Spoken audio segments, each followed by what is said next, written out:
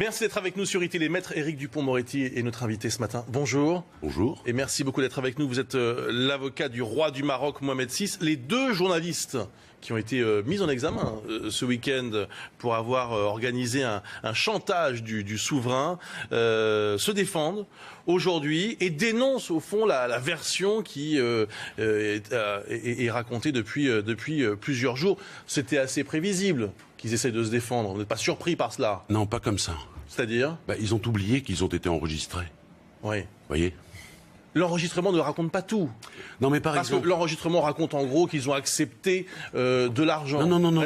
Comment ça s'est déroulé avant. Non, vous ne les avez pas lus, contrairement à moi. Par exemple, Éric Laurent dit c'est le palais qui me propose l'argent. C'est pas vrai. Il est en... Ça, c'est c'est la pierre angulaire de leur défense. Oui, c'est la pierre angulaire de leur défense, mais c'est une pierre fragile, friable. Parce qu'en réalité, quand il est en face du représentant du palais, qui est un de mes confrères, il dit « je veux 3 ». Et le représentant lui dit 3 000, et dit non, 3 millions. Et il va préciser d'ailleurs que c'est pour sa retraite. Il va indiquer aussi que Madame Gracier a un élevage de chevaux et que donc cet argent serait le bienvenu pour l'avoine des équidés, vous voyez? Alors, les deux journalistes reconnaissent, depuis le départ, finalement, qu'il y a eu cet échange au sujet de l'argent. Mais ils disent tous les deux que c'est l'avocat du roi qui, le premier, mais je viens de vous répondre. évoqué... Oui. Mais je sais qu'il est très tôt. Dans un premier... Non, mais là, vous évoquez la somme, le montant. Non. Le montage premier... financier... Non. Écoutez-moi, le premier qui parle d'argent, c'est Éric Laurent. Pour sa retraite, pour l'élevage de chevaux de sa petite camarade. Elle va d'ailleurs, elle, évoquer le montage d'une société offshore et exiger des coupures inférieures à 500.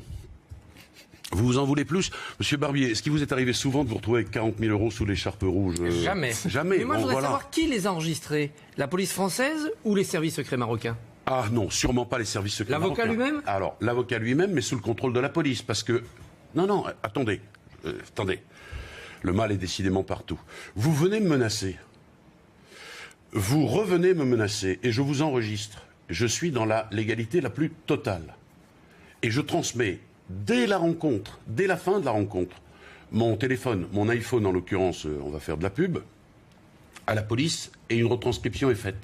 C'est non seulement à l'initiative, mais également sous le contrôle du parquet, de la police et des 3 juges. Qu'est-ce que vous pensez? Que c'est préenregistré avec la voix de M. Laurent qui aurait été amené sur le truc? Non, faut être sérieux. L'avocat du roi aurait demandé des sources. C'est pas très... Non, mais ça, c'est ce que... Non, mais écoutez-moi. De la presse, est-ce que c'est vrai ou pas? Non, c'est totalement bidon, ça. C'est Éric Laurent qui contacte... Écoutez, Éric Laurent, il y a des années, il fait un livre sur Hassan II qui est un livre hagiographique. Il dit tout le bien qu'il pense de ce régime. Puis, il va essayer d'obtenir des réunions, des rencontres avec Mohamed VI, qui va les refuser. Alors, il passe de laudateur au statut de racketteur. Et entre les deux, il fait un bouquin qui est un bouquin qui dit du mal du régime actuel. Et vous savez ce qu'il exprime dans la conversation, mais il a dû oublier les mots qu'il a prononcés. Sauf que les écrits restent et que les paroles, naturellement, s'envolent. Il dit, mais si je publie ça, c'est le chaos. En fait, il vend son pouvoir de nuisance 3 millions d'euros. Qui avait-il dans ce livre? Rien de plus que ce qu'il y avait dans le précédent. Ouais. Et ça, donc... Mais d'ailleurs, il nous a annoncé qu'il allait le publier. Alors voilà, on verra bien. Il y a une question importante. Là, revenons au droit. Vous qui êtes un homme de loi, vous qui êtes avocat, il n'y a pas eu d'échange d'argent? Ah si. Il y a eu de l'argent? Ah oui, sous le contrôle de la police, oui, une enveloppe de 80 000 répartie 40 000 chacun. Mais au fond... Et pardonnez-moi, et la signature d'un document au terme duquel il s'engage, ces journalistes, ce que vous dites ces journalistes, moi je dis titulaires d'une carte de presse, à ne pas publier leurs livres. C'est quand même parole contre parole tout ça, non? Ah pas du tout, monsieur Toussaint, je ne sais pas quel corporatisme vous pique. Ça n'est pas parole contre parole, c'est enregistré. Ils sortent du restaurant avec une enveloppe de 40 000, avec un document au terme duquel ils vont pas publier leur brûlot. Enfin, excusez-moi, parole contre parole, c'est singulier. Hein. Lorsque vous avez parlé pour la première fois de cette affaire, vous avez évoqué une piste terroriste. En tout cas, c'est le mot que vous avez utilisé, terroriste. Qu'est-ce que vous vouliez dire pour justifier Je vais m'expliquer. D'abord, je l'ai évoqué au conditionnel. Oui. J'ai dit que ça pouvait être simplement la vénalité. J'ai dit ensuite que nous avions un certain nombre d'éléments que nous allions transmettre de façon très loyale aux 3 magistrats instructeurs, à charge pour eux de vérifier ces éléments. Voilà, vous me permettrez un minimum d'attentisme. Vous n'êtes pas juge d'instruction. Non, le mot est fort, quoi. Bon. Non, mais je vais d'abord transmettre ces éléments au juge d'instruction, et ensuite nous verrons.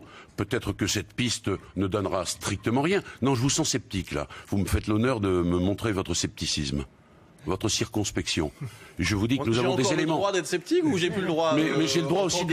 J'ai le droit aussi. À cause de mon corporatisme. Non, j'ai le droit aussi d'exprimer au conditionnel. Poser des questions. Mais je vous ai entendu. Mais j'y réponds. Absolument. Au conditionnel. Je vous dis que nous avons des éléments, que nous allons les transmettre et nous verrons ce que ça donne. Ça ressemblait à un effet de manche. C'est pour ça que je me suis permis de vous poser la question. Vous avez tort. Je fais pas d'effet de manche. Regardez. Ouais. Ouais. Catherine Gracier ce matin dans Le Parisien, qui a accordé un interview au Quotidien, elle dit quand même le livre était apocalyptique. Nous avions décidé de travailler sur la famille royale. Ces querelles sont train de vie.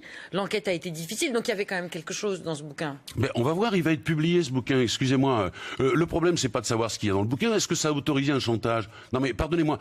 Vous faites non, c'est pas du tout ce que je dis. Mais moi c'est ce que vous avez évacué quand Bruce vous a dit qu'est-ce qu'il y avait dans le livre. Vous avez dit pas plus que les autres.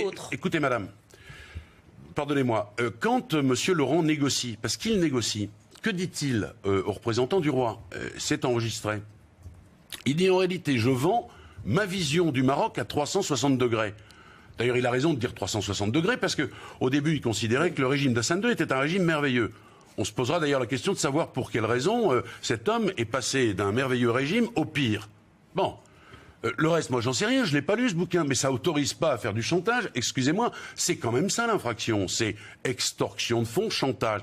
Et je lis par exemple, sous la plume de Monsieur Bourdon, mon confrère. Qui défend Éric Laurent. Il a raison d'ailleurs, parce que la chance sourit parfois aux audacieux. Il dit, mais c'est un stratagème et c'est un piège. Alors je vous explique. Vous venez chez moi le dimanche me menacer et vous m'annoncez que vous revenez le mardi. Le lundi, moi je préviens le parquet de Paris et la police. C'est un piège, ça? Enfin, on marche sur la tête. Est-ce qu'à votre connaissance, le roi du Maroc, le palais, a déjà acheté le silence de gens qui avaient des livres, qui voulaient dire des choses? À ma connaissance, pas du tout.